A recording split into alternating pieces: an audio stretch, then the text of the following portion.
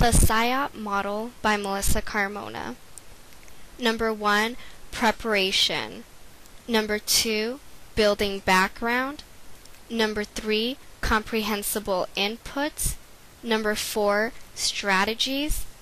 Number 5, interaction. Number 6, practice and application. Number 7, lesson delivery. Number 8, review and assessment.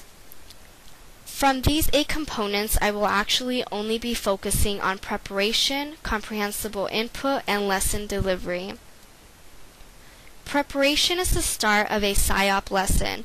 Important key components to include in preparation would be the objectives and a warm-up activity. Objectives should always be stated orally before the start of any lesson. Students need to be aware of what the purpose is for what they will be doing.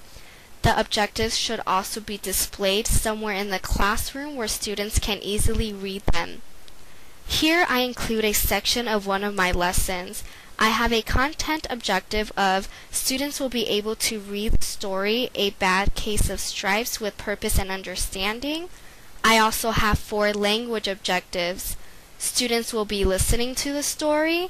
Students will be speaking as they have small and whole group discussion. Students will be reading the bubble map, and students will be writing as they make a graphic organizer.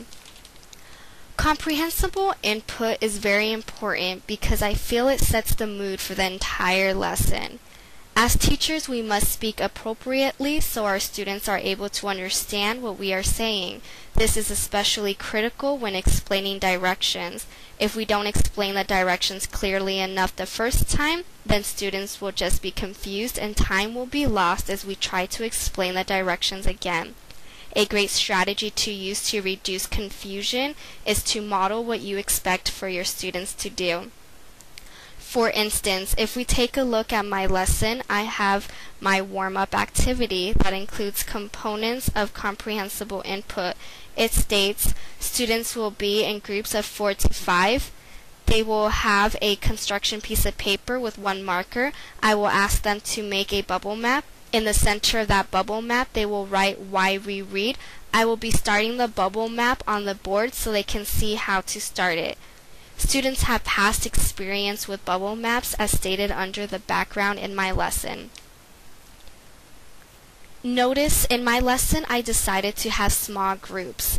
Small groups promote better discussion, especially for the shy kids and the ELLs who don't feel comfortable speaking in front of the whole class.